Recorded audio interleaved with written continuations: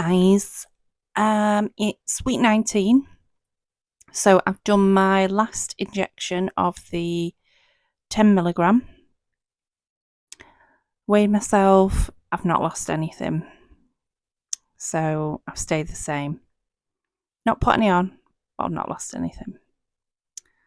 So that's a bit shit, but we are in a dodgy week, so I'm hoping that next week, or this coming week, the end of the week, I'm hoping that I'll see quite a decent loss. That's the plan. I'm still in due to start my period mode, so that's still ongoing. My hunger levels are up at the moment. Like I said in my last video, it's just really all over the place on this injection. It's very unpredictable. It changes from minute to minute sometimes. It's really, really weird. So I'm hoping... Where's my internet connection gone? That's weird. One sec. Got my internet back. Just, I've got a weird switcher set up for different input sources, and it wasn't set up properly. Anyway, so I'm hoping that when I go on to 12.5, things are going to level out and I'm going to see some kind of consistency, because there just hasn't been any of that on this injection, on this dose. It's just really bizarre. I've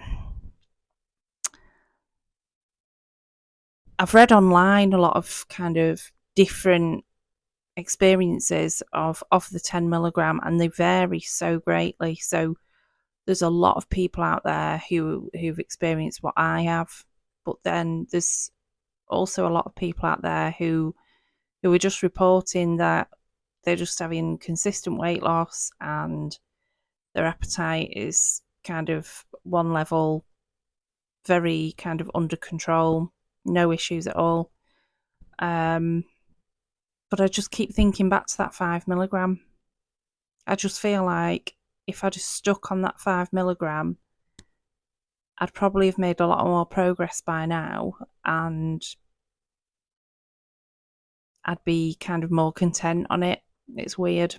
I just feel like that 5 milligram was a really decent kind of point for me, but you know, I might look back on my videos and actually it might be a different story. But from what I can remember, yeah, it was quite good all round.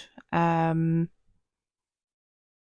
from the side effects, but obviously, if I was to go back to the 5 milligram now, would I have the same experience? Probably not. And yeah, I wouldn't probably have any side effects, but I also wouldn't see any benefits either. So that's a bit shit. But I would say anybody kind of thinking about doing this, if you do find a dose where you kind of get to that point where you're like, ooh, this is working, and you get to week 4 and you still, ooh, yeah, this is working, don't change. Don't move up. Just stay where you are and keep going on that until your body goes, nah, I'm not feeling it now. And then consider moving up. I wish I'd done that. I really do. I'm just following, the guidance from the doctor and the pharmacist that I'm under, and their guidance is you increase each month now. Is that kind of motivated more by money? Possibly. I don't know. But anyway, I'm not getting into the weeds about that. I'm just focusing on, staying on it and getting what I need from it while I can. So I need to order that next dose up this week. They were quite funny with me last month, actually. I know there's a lot of dodgy sellers out there, And I might actually kind of do a separate video about that. I think I've said that before, haven't I? Just about the kind of the risks around who you're buying it from and things to look out for around, potentially dodgy, unethical retailers and that kind of thing, because there's a lot of them out there. And obviously, because I'm on them at the moment and I'm a consumer of them, my algorithms are kind of dictated by that, and I get all sorts of advertisements for all sorts of weight loss injection related things, and I look at some of them and think, my God, you know. So yeah, you've got to be careful about who you're getting them from. But saying that, I did have a bit of a kind of, it was a bit unnerving really. When I bought my last injection, they were kind of more, I felt like I was under more scrutiny about how much weight I'd lost. They wanted extra pictures from me. And those pictures aren't used anywhere. They're simply just to give the doctor and the pharmacist an idea of where you're at. Does she really need them? And obviously they have a file on me, so they'll look back at all the pictures, and yeah, it's the same person. And you can't take it from your phone storage. You have to do it there and then of yourself. It's got to be done there and then. Can't be like a saved image that you upload. And then afterwards, when they were posted out, when the injection was posted out to me, they emailed me again and just gave me a ton of information about, don't share these injections with anybody, don't do this, don't do that, look out for this, look out for that. Just really odd.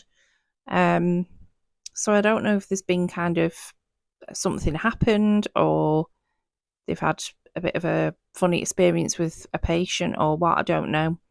But yeah, it just seemed a little bit more of a faff to get them. It's not necessarily a bad thing. I still got the injection, but it's just a bit weird. But they are reporting to my GP every month now, which is it's kind of nice, because obviously my GP who prescribes my regular medication does need to be aware of the fact that I'm on this medication. If something was to happen to me and I was rushed into hospital, all my medication's there, and including privately prescribed stuff. So that's quite good. I was a bit gutted because what they've done is, in order to kind of prevent any errors going forward with any other medications I might get, they've added the injection onto my repeat list. So I can see it there on my repeat medications now, and it's like I can't just click it and ask for it for free with all my other medications. But hey ho, it is what it is. So yeah, no loss from last week, but let's see what this week brings. I'm assuming that I'll probably have a bigger loss this week. I think that happened another month when I was due to start my period. I think I'd either had a very low loss and then a big one, or what was it now? I didn't weigh myself. That's right. I felt like the injection wasn't doing much, so I didn't weigh myself for a couple of weeks, and then I'd had that major loss. So I'm seeing now what I would have seen last time if I'd have not been a dick and actually weighed myself. So yeah. So I'm gonna have to start being more consistent with that, aren't I, and not be a dick. Starting the walking again this week, and I'm just going to do the walking to begin with. I'm getting those extra steps in, and then I think the week after, I'm going to start adding the Pilates in. But I don't want to do kind of everything all at once, just because I tend to try and I tend to do that and then get kind of burnt out really quickly. I'm going to try and like get in the swing of doing one thing and then add another little thing on top and keep doing that, you know. So yeah, we'll see how that goes. I think that's everything really for now. Oh God, my eyes stuck together then. And yeah, I'll add another update on this further on in the week. It's week 19, isn't it? Yeah, it's week 19. And we'll just see how the week goes.